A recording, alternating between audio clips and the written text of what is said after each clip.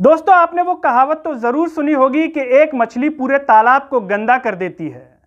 लेकिन यहां पर मछली के साथ साथ मछलों ने भी पूरे तालाब को गंदा कर दिया है। आप कहेंगे भाई कौन सा तालाब? पत्रकारिता रूपी तालाब। और जिस मछलों की हम बात कर रहे हैं उसमें कोई एक मछला है और मछली नहीं है, उसमें ढेर सारे हैं। सबने मिलकर इस पत्रकारिता रूपी तालाब को इस तरह गंदा कर दिया है कि जो भी इस तालाब में स्नान करने की सोचेगा तो वो 100 बार सोचेगा। और जब आप इस खबर को देखेंगे तो आपको भी शर्म आ जाएगी कि देश में आखिर चल क्या रहा है। अब आप कहेंगे कि भाई आप किस मसले की बात करना चाह रहे हैं? हम बात कर रहे हैं इंडिया टीवी के मालिक और जाने माने पत्रकार रजत शर्मा की। उन्होंने मोदी के साथ इंटरव्यू के नाम पर इस प्रकार का प्रोपेगेंडा किया है कि अगर उस वीडियो की झलकियां आप देखेंगे तो आप कहेंगे वाह, आखिर ये चल क्या रहा है देश में। और आप भी ये कहेंगे कि रजत शर्मा ने मोदी के सामने पत्रकारिता पर कालिक पोत दी, और ऐसी पोती है कि लोगों ने पत्रकार की तुलना तवायब से कर डाली। लोग दलाल तक बोल रहे हैं। नमस्कार, मैं हूं गिरिराज शर्मा और आप देख रहे हैं सरल टॉक। दोस्तों, जैसा कि आप सभी जानते हैं कि देश के प्रधानमंत्री नरेंद्र मोदी 10 साल में एक प्रेस कॉन्फ्रेंस तक नहीं कर पाए, लेकिन चुनाव आते ही आखिर ऐसी क्या वजह हो गई है कि बार बार कई चैनलों को इंटरव्यू दे रहे हैं। एक पत्रकार को दे दिया तो उसी चैनल के दूसरे पत्रकार को अलग रूप से दे रहे हैं। किसी को गार्डन में दे दिया तो किसी को बढ़िया कुर्सी पे बैठ करके हॉल में दे रहे हैं, किसी को पानी के जहाज में दे रहे हैं। बस अभी घोड़े पर सवार होकर के इंटरव्यू नहीं दिया है। हो सकता है कि 7वां चरण आते आते घोड़े पर बैठ करके भी प्रधानमंत्री नरेंद्र मोदी पत्रकार के साथ इंटरव्यू देते हुए नजर आ जाएं। अगर पत्रकार को घुड़सवारी नहीं आती होगी तो हो सकता है कि किसी घुड़सवार के साथ भी वो इंटरव्यू कर सकते हैं। तो इसी कड़ी में इंडिया टीवी के मालिक हैं रजत शर्मा, एक पत्रकार हैं। उन्होंने भी एक बड़ा इवेंट आयोजित किया, छोटा मोटा इंटरव्यू नहीं, क्योंकि उन्होंने इतने सारे इंटरव्यू देख लिए होंगे तो उन्हें लगा होगा कि क्या मैं अलग करूं। तो बाकायदा एक ऑडिटोरियम, एक बड़ा हॉल बुक किया। उसमें बताया जा रहा है कि करीब 3 से 4 हजार की ऑडियंस थी। वहां पर नरेंद्र मोदी की बड़ी धांसू स्टाइल में एंट्री करवाई जाती है। अब आपको लगा होगा यहां पर कि अगर इतनी धांसू जगह बुलाया है तो धांसू सवाल भी पूछे होंगे रजत शर्मा ने, धांसू बातचीत भी की होगी, मोदी जी के पसीने छूट गए होंगे सवालों के मारे, देश की पूरी निगाह होगी इस इंटरव्यू पर। जी नहीं, ऐसा कुछ भी नहीं हुआ।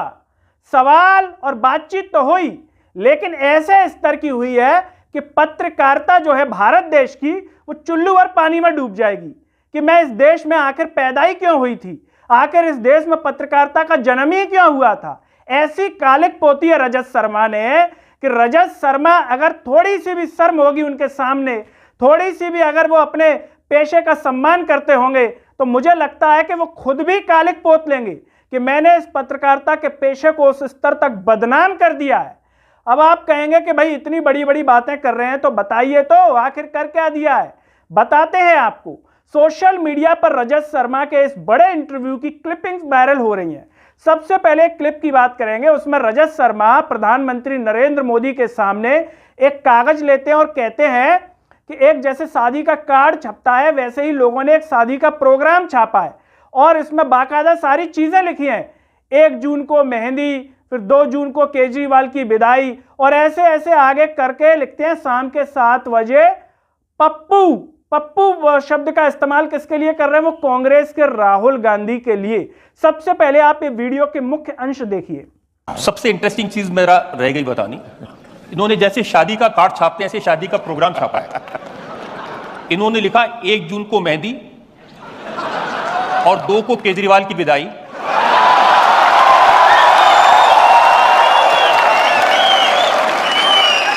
4 जून को ब्रेकफास्ट और उसके बाद हल्दी, और लंच पे रोना धोना शुरू।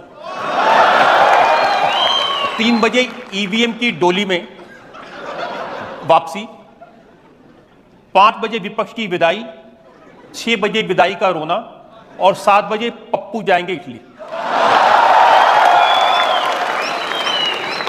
अगर आपके पास वो शादी का कार्ड हो तो लोगों को दिखा दीजिए ताकि पता चले क्या निकालते ये हैं देखिए, लोग। ये कार्ड है, ये आप सब लोग देख सकते हैं। कोशिश करें इसको स्क्रीन पर भी दिखा दें। अब ये शादी का कम विदाई का कार्ड ज्यादा लग रहा है। आपने ये वीडियो देख लिया। अब यहां पर सवाल यह उठता है, क्या रजत शर्मा को इस प्रकार की बातचीत, निम्न स्तर की बातचीत, इतने बड़े टीवी प्रोग्राम में एक इंटरव्यू के तौर पर, जहां देश की जनता यह उम्मीद करती है कि वाजिब सवाल पूछे जाएंगे प्रधानमंत्री मोदी से, उनकी जवाबदेही ली जाएगी कि बेरोजगारी आपने कितनी कम की, महंगाई, सिलेंडर इतनी कीमत का क्यों बढ़ गया, आप तो आए थे, बहुत हुई पेट्रोल डीजल की बार, अब की बार मोदी सरकार, पेट्रोल जो है 100 से ऊपर जा चुका है, सिलेंडर इतना महंगा हो गया है, खाने पीने की चीजें महंगी हो गई हैं।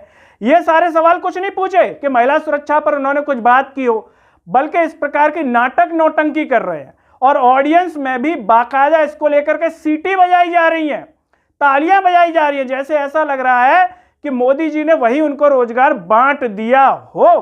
केवल ये वाली एक क्लिपिंग नहीं है, इसके बाद वो प्रचार भी करते हैं एक तरीके से। एक पत्रकार एक जो है पार्टी के नेता के सामने प्रचार भी कर रहा है, और प्रचार में वो कह के आ रहा है, नारे, स्लोगन्स उनके सामने वो बोल बोल करके बता रहे हैं कि ये स्लोगन्स आपके लिए बोले गए हैं। उसमें कह रहे हैं, होले होले हो जाएगा प्यार, अब की बार 400 पार। ऐसे स्लोगन्स पढ़ पढ़ करके मोदी जी को खुश कर रहे हैं। सबसे पहले आप इस स्लोगन सुनिए। हौले हौले हो जाएगा प्यार, अब की बार 400 पार। दिल का भंवर करे पुकार, अब की बार 400 पार। चटनी के बिना ढोकला बेकार, अब की बार फिर से मोदी सरकार। साइकिल से जाएं, हाथ से कमल का बटन दबाएं। बेईमानों के लिए मोदी जहर है, गद्दारों के लिए मोदी कहर है, और देश में मोदी की लहर है। आपने स्लोगन सुन लिए। रजत शर्मा ऐसा लग रहा है कि बीजेपी का प्रचार कर रहे हो। इस इंटरव्यू को देख करके आपको कहीं से कहीं तक नहीं लगेगा कि ये जनता के लिए कुछ सवाल इन्होंने पूछा है, बल्कि ऐसा लगेगा कि चाटुकारिता की सारी सीमाएं पार कर दी हैं। बस खुश करना है किसी भी तरीके से कि मोदी जी खुश होकर के जाएं और उनका काम बढ़िया तरीके से हो जाए बाद में चैनल का। अब ये जब वीडियो क्लिप्स सोशल मीडिया पर वायरल हुई तो लोगों ने यहां पर क्या किया, लोगों ने रजत शर्मा को दलाल तक कहा कि ये दलाल पत्रकारिता हो रही है। लोगों ने एक पोस्टर शेयर करके बाकायदा लिखा कि एक कोटे की तवायफ और एक बिका हुआ जो पत्रकार होता है वो एक ही श्रेणी में आता है, लेकिन इसमें तवायफ की इज्जत ज्यादा होती है पत्रकार से। यहां तक तुलना कर डाली गई है रजत शर्मा की। लोग कह रहे हैं कि ये पत्रकार जो है असली देशद्रोही है, बेशर्मी की सारी हद पार कर दी है, और जो लोग हंस रहे हैं वो असल गोबर भक्त हैं, यहां तक भी लोग कह रहे हैं। कुछ लोग कह रहे हैं कि पत्रकार को भारत रत्न दे देना चाहिए, तो वहीं कुछ लोग ये भी कह रहे हैं कि 4 जून के बाद इस गोदी पत्रकार पर नजर रखें, कहीं भाग ना जाए। दोस्तों, आपने पूरा वीडियो देख लिया। इसे देखने के बाद आप क्या कहना चाहेंगे? जो भी आपके मन में आ रहा हो रजत शर्मा के लिए, देश के प्रधानमंत्री के लिए, और जो ऑडियंस बैठी है उसके लिए, कमेंट बॉक्स में जरूर बताइए। इस वीडियो को हर जगह शेयर कीजिए, चैनल को सब्सक्राइब कीजिए, साथ ही साथ सरल टॉक के Facebook, Twitter, Telegram, Instagram page को आप जरूर फॉलो कीजिए। अंत में सभी से एक अपील है कि सरल टॉक को ज्वाइन व थैंक्स बटन से सपोर्ट कीजिए, जिससे हम और बेहतर कार्य कर सकें। नमस्कार।